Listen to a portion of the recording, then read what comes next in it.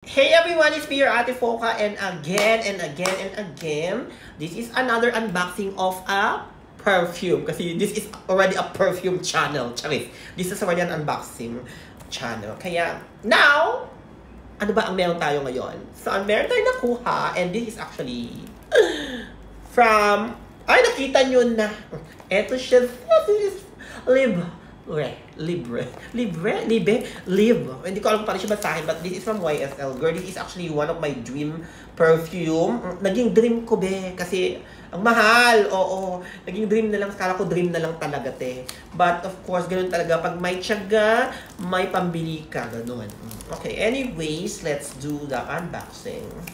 So, lagi ko itong nakikita sa TikTok, actually, na sabi nila, this is one of the best vanilla scent, long-lasting. Gusto tingnan natin kung totoo ba? Totoo ba? Hindi ba chika-chika lang yon, mga marketing strategy, budol? Lalo na sa TikTok, ang daming budol. So, tingnan natin. Packaging pa lang naman, mukhang mamahalin na talaga siya. Kasi YSL yan, girl. Hello. Amoy natin yung box, kasi dapat box pa lang magsisimula mabango na. Oh my god, this is 90 ml. And let's see. This is the one which is intense actually. Intense. Kasi gusto ko ng intense. Gusto ko yung kinaganon ako, ve. So, let's go! Oh my god! Ang ganda! Ang ganda ng bote niya, be! Oh my god! Be, bote pa lang yan, te. Diyos ko, sana hindi ko ito mabasag. Oh my goodness. This is not actually my first YSL perfume kasi meron binigay sa akin dati si Ate Abby na YSL din. Yung tuxedo, yung parang coffee, yung amoy niya. Kaso, nanakaw. Alam niyo, maraming magnanakaw dito. Ingat-ingat. So, okay, let's try it. Hindi siya magnetic, kaya yun ang hindi ko gusto. Gusto ko yung mga magnetic na perfume. Like this one from Mancera. Kasi, di ba, tingnan nyo.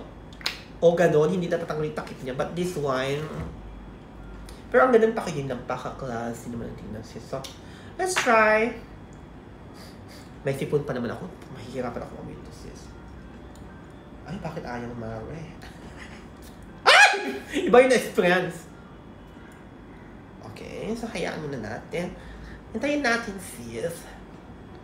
Girl, please, ang mahal-mahal mo, be. Kailangan mabango ka.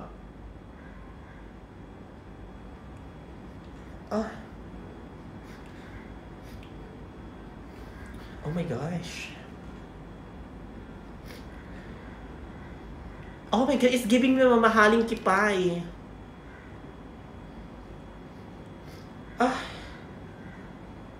Ang bango niya, sis. Kaya gusto ko tong amoyin the whole day, sis. Oh, shucks. Parang, ito yung pamangong i-wear ko talaga kung gusto kong maka-harvot. No. Oh, girl. My goodness. Hindi na sayang yung ano kasi 700 dirham. Oh.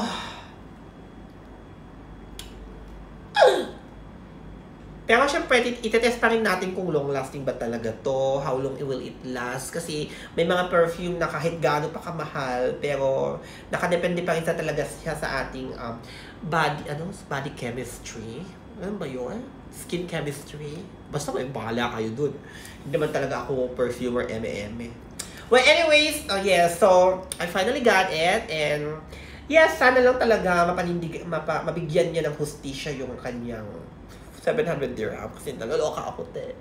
So, thank you so much, and please suggest another perfume na gusto yung i-unbox natin, and ilalaban natin yan, sis. Thank you for watching!